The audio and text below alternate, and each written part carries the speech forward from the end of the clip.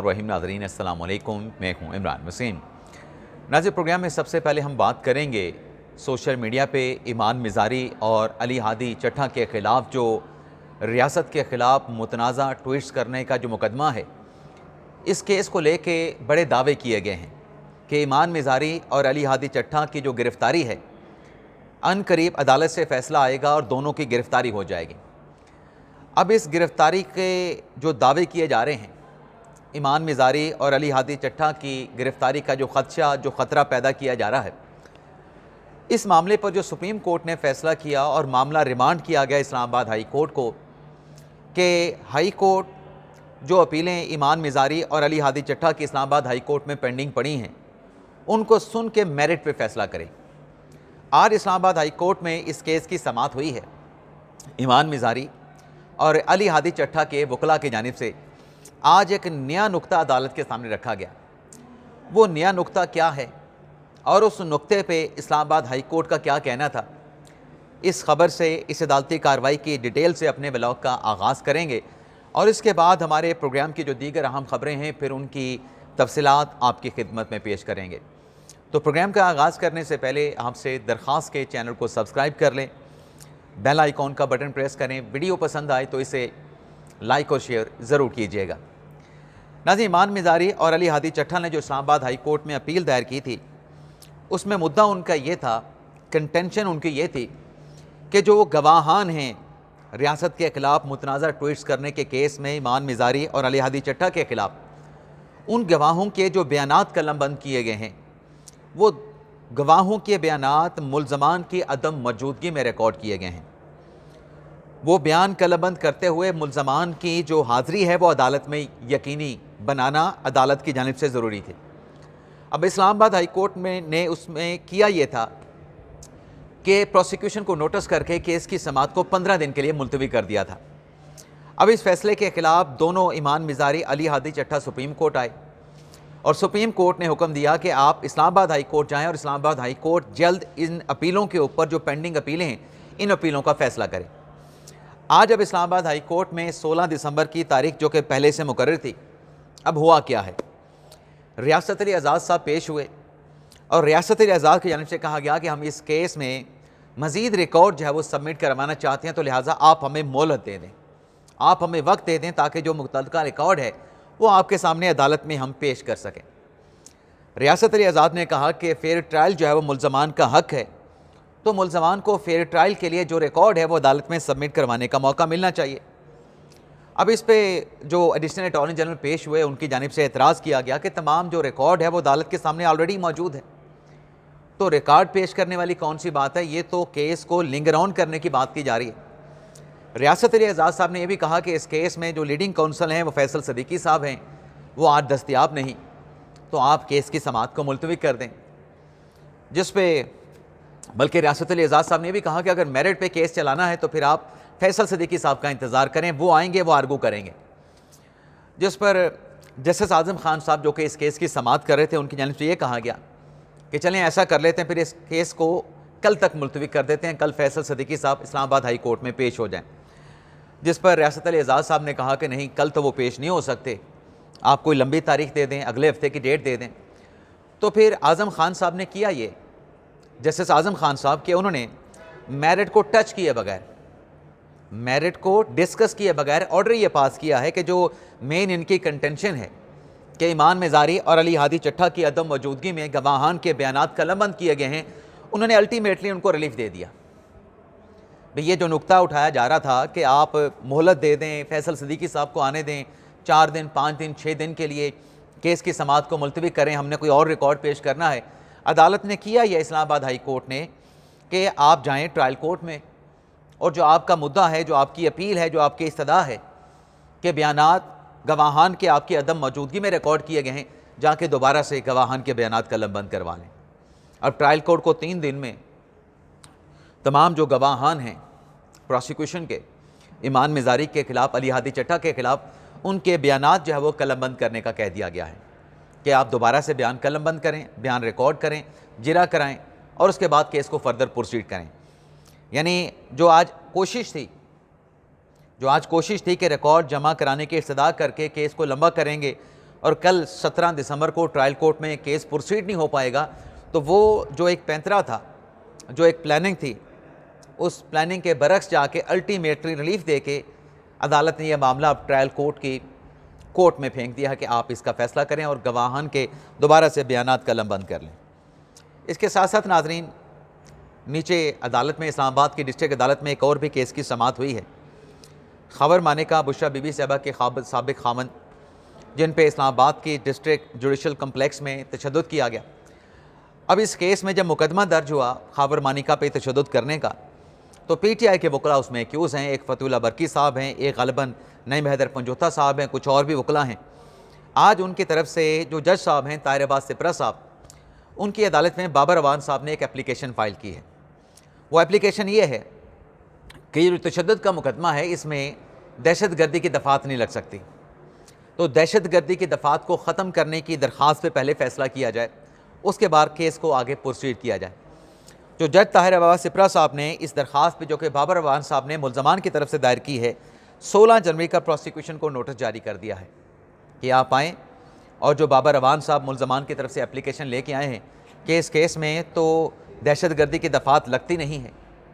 तो क्यों ना दहशत गर्दी की दफ़ात को ख़त्म किया जाए, या क्यों ये दहशत गर्दी की जो दफ़ात हैं वो FIR में इंक्लूड रखी जाएँ, शामिल रखी जाएँ, आके अदालत को असिस्ट करे प्रोसिक्यूशन। तो 16 जनवरी तक इस केस की समाअत को मुलतवी किया गया है, आइंदा साल 2026 तक। इसके साथ साथ नाज़रीन, काजी फाइज़ ईसा की जो खबर थंबनेल पर जिसका हमने जिक्र किया कि 1 करोड़ का इनाम, मामला नाज़रीन ये है कि एक तो मिर्ज़ा इफ्तिखारुद्दीन थे, हमने सुबह के व्लॉग में भी इस खबर का जिक्र किया, लेकिन उस व्लॉग में कोई वॉइस का इशू आ रहा था तो मैंने उस व्लॉग को डिलीट कर दिया। खबर ये थी कि 2024 में तहरीक लब्बैक के एक रहनुमा सैयद ज़हीरुल हसन शाह साहब की तरफ से काजी फ़ाइज़ा के ख़िलाफ़ कत्ल पे लोगों को उकसाया गया। एक ऐसी तकरीर की गई जिसमें उनके कत्ल की बात की गई और यहाँ तक कहा गया सैयद ज़हीरुल हसन शाह की तरफ से कि जो कोई भी काजी फ़ाइज़ा को कत्ल करेगा मैं उसे 1 करोड़ का इनाम दूँगा। यानी काजी फ़ाइज़ा के सर की कीमत 1 करोड़ सैयद ज़हीरुल हसन शाह साहब ने लगा दी। अब उस पर स्टेट की जानिब से जो मुकदमा दर्ज किया गया, उस मुकदमे पे अब लाहौर की ATC अदालत ने 15 गवाहान के बयानात कलमबंद करने के बाद, जिरा करने के बाद और फ़रीक़ैन के हतमी दलाइल सुनने के बाद फ़ैसला सादिर फरमाया है जज साहब ने, जिसमें जो मुल्ज़म थे सैयद ज़हीरुल हसन शाह, पाकिस्तानी तहरीक लब्बैक के जो रहनुमा थे, उन्हें 10 साल की सज़ा जो है वो सुनाई गई है। और ये तकरीर कत्ल पे उकसाने की, ये जैसे मैंने कहा कि 2024 में लाहौर की शिमला पहाड़ी की जगह पे, जहाँ पर एक मजहबी जमात का जलसा था, रैली थी, एहतजाज था, उस दौरान ये तकरीर की गई थी। तो 10 साल की सज़ा जो है वो अदालत की जानिब से सैयद पीर ज़हीरुल हसन शाह साहब को जो है वो अनाउंस की गई है। अब नाज़रीन बात कर लेते हैं जो अपने इस्लामाबाद हाई कोर्ट के जस्टिस हैं तारिक महमूद जंगेरी साहब। अब उनकी केस की समाअत को मुलतवी तो किया गया है 18 दिसंबर तक, यानी जुमेरात के दिन तक, 2 दिन के बाद इस केस की जो मुबैना जाली डिग्री का मामला है इस्लामाबाद हाई कोर्ट में समाअत होना है। लेकिन आइंदा समाअत से पहले जंगीरी साहब को एक बड़ा झटका लगा है। वो झटका है नाज़रीन, आज जो अदालत की तरफ से जो कल की समाअत का 4 सफ़ात का हुक्मनामा सामने आया है, उस हुक्मनामे ने जंगीरी साहब को झटका दिया है। अब इस नाज़रीन 4 सफ़ात के ऑर्डर में ये कहा गया है कि जो जंगीरी साहब अदालत में पेश हुए, उनकी तरफ से एक एतराज़ तो ये उठाया गया कि इस केस का जो रिकॉर्ड है, अभी तक उन्हें इस केस का रिकॉर्ड जो है वो फराहम नहीं किया गया, तो वो जवाब कैसे दे सकते हैं,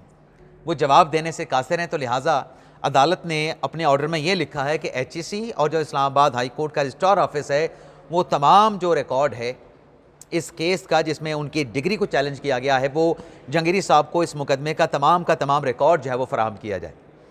और फिर कल की अदालती कार्रवाई में जैसे कि हमने आपको ये रिपोर्ट किया था, इन्फॉर्म किया था कि जंगीरी साहब की तरफ से कहा गया कि कराची यूनिवर्सिटी ने मेरी डिग्री जाली करार नहीं दी और मैं हलफ पे ये कहने के लिए तैयार हूँ कि मेरी डिग्री असली है, जो डिग्री है LLB की, वो डिग्री जो है वो असली है। अब इस पे नाजरीन जो रजिस्ट्रार हैं कराची यूनिवर्सिटी के, उन्हें सिर्फ ज़ाती हैसियत में बुलाया नहीं गया, बल्कि रजिस्ट्रार को इस्लामाबाद हाई कोर्ट ने तहरीरी फ़ैसले में, तहरीरी हुक्मनामे में ये ऑर्डर किया है कि आपने ज़ाती हैसियत में भी आना है और आइंदा तारीख जो कि 18 दिसंबर की है, आपने इस केस का जज साहब की LLB की डिग्री से मुतल्लिक जितना भी ओरिजिनल रिकॉर्ड है, जो असल डॉक्यूमेंट्स हैं,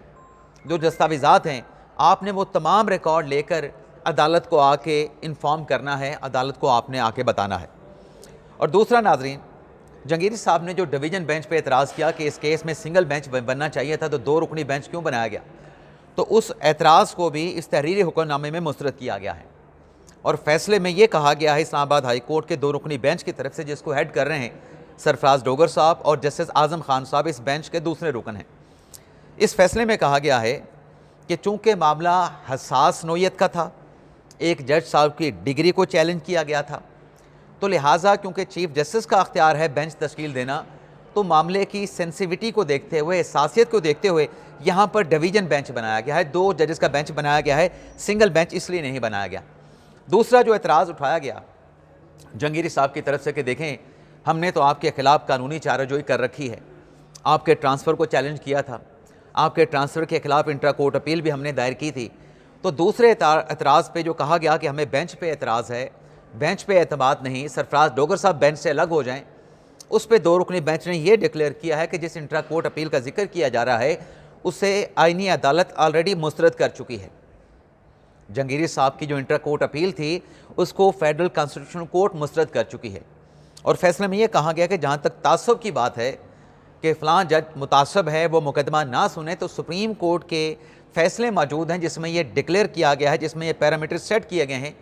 कि एतराज़ तासुब का उठाना दरख्वास्त गुजार का अपना अख्तियार है, लेकिन उस तासुब की बुनियाद पे बेंच में बैठना या बेंच में बैठने से इनकार कर देना